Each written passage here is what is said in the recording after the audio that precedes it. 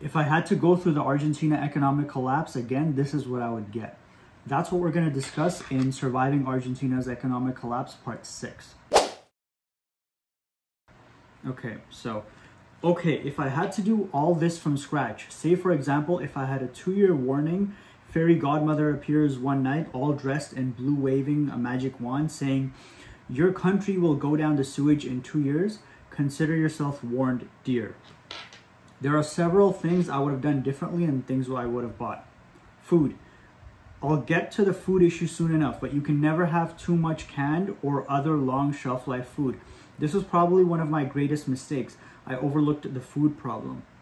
I was talking to my wife today while driving, asking her the same question. Nomad asked me, "What would you do if you could go back in time before the 2001 crisis?" My wife, though smart, isn't much into preparedness, but she answered, "I'd buy food in a heartbeat. Don't you remember that you could only buy one small bottle of oil at a time? Same with sugar, flour, and milk. Don't you remember all those empty shelves at the supermarket? Definitely more food, especially food that lasts for a few years." Car. I would have bought a 4x4, even though I live in the city. A 4x4 allows you to dive over the sidewalk or through wasteland, away from roadblocks or riots. I've seen those that have 4x4s simply go off-road, climb over a boulevard, and leave while the rest of us poor car owners have to stay. A 4x4 also has more mass and power in case that someone tries to cut you off or rams you with the car. It's less likely to stop running if you hit someone or several people in a riot situation since it's prepared for cross-country use and the engine is much more protected. Fuel containers. Not only jerry cans, but those big metal containers that hook up like small U-Hauls. I'm not sure about their capacity. Maybe they can hold 1 or 2 barrels of gas. I saw them at construction sites and they were not that expensive if bought used before the 2001 crisis. Now, I don't know, I haven't seen them for a while. A generator. These are imported and very expensive for us. I think that they are now making them here, but I'm not sure about the quality. A nice TV and DVD player. I know what you are thinking. This guy has gone nuts. Please let me explain. Going out for dinner or to the movies is not only dangerous, but also expensive. You will find much better use for that money if SHTF. There are places in Buenos Aires. There are places in Buenos Aires where you can go out for dinner, movies, or theater shows and have a good time safely. They either have their own security or arrange with the police for added security. These are the kinds of places you are likely to visit if you ever come to Argentina. Places where tourists can move around relatively safe. There are always exceptions, of course. But these places are either for tourists or for the extremely wealthy. I have a good socio-economical level, better than 96% of the population at least, yet I can't afford to spend that amount of money every weekend or even 2 weekends a month. Going out for a walk is a possibility, and we do go out for a walk every now and then, but let's just say that the view isn't that good and you can only walk about 6 blocks in the same direction before you get out of the which is guarded by, before you get out of the area which is guarded by private security. I think that's another spelling mistake. After that, you are on your own land. You can go for a walk, just like millions that live in Somalia or Afghanistan go for a walk as well. Millions of citizens do, but I'd rather not risk it. Just the day before, a young woman was waiting at the bus stop in my neighborhood holding her 6-month-old daughter. A cop that was chasing a bad guy opened fire with his high power with no regard to bystanders, as they always do.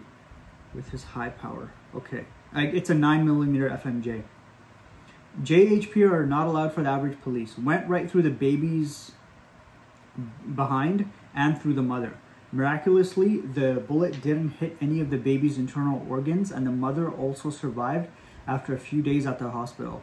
Was that just luck? Maybe. I prefer to think that God does work in mysterious ways. We have a lot of cases like this where innocent people get shot by police and the stupid no JHP rule makes it worse. Since 124-gram FMJ 9mm will penetrate walls, windows, even bad guys, and end up injuring or killing innocent people. So back to the TV. Good places are too expensive, and just going out for a walk at night with your wife/girlfriend is out of the question. All of a sudden, popcorn, pizza, and a movie sounds like a good plan. I'm not saying that you should spend all day in front of the screen like a zombie. Reading is nice. I love reading myself, but once the SHTF, going out with a date at night won't be that easy, nor will it be that cheap. You will end up paying for that added security the shop, bar, theater owner hire. The higher price of gas and food, while a DVD copy can be found everywhere and costs only a couple of bucks. After that HTF, there will be a lot of why don't we watch a movie nights? Like it or not, TV is cheap, safe entertainment. A PlayStation or Xbox is also nice to have. Even if the country collapses, there will always be a guy with a DVD writer making copies. Just something to think about if you like movies. Books. Oh, I almost forgot. If you like reading a lot, buy books now, even if you won't read them for some time. If your economy crashes, paper will become a source of income for many. We have thousands of scavengers collecting cardboard and paper all day long, especially at night when people take out the trash. As a result, books are not cheap, because they have a value of its own in the form of paper. Also consider that books are heavy, making transportation expensive, and many are printed abroad. Just as an example, I returned from visiting my parents in Spain with 3 suitcases. One suitcase was entirely full of books. Books cost about 80 to 200% more than what they cost in USA or Spain. GUNs and ammo. I always liked GUNs, so I always had weapons, but I didn't have an adequate survival battery. If you don't have a good survival selection of weapons, buy them now or as soon as your budget allows. Make it one of your priorities. Just after food, water, and shelter, there are several posts on the ideal choice of weapons. Get at least a service-sized pistol and a military semi-auto rifle and a .22 hand GUN/rifle. Try to get both if you can. They are not that expensive. A bolt rifle, preferably in the same caliber as the semi. A pump 12 gauge shot GUN and a sub rifle like a SMG or pistol caliber semi-auto carbine, same caliber as a pistol, would complete the package. I forgot to buy a .22 pistol until after 2001 and ended up paying for a Norinco .22 pistol, the same price I would have paid for a Ruger pistol before the crisis. Other stuff. My advice is to see what you use regularly and what you expect to need after SHTF. Of those goods, see where they are made. If they are made outside your country, they will either increase in price or stop importation entirely after SHTF. I guess he means they will increase in price after the stopping of importation after SHTF.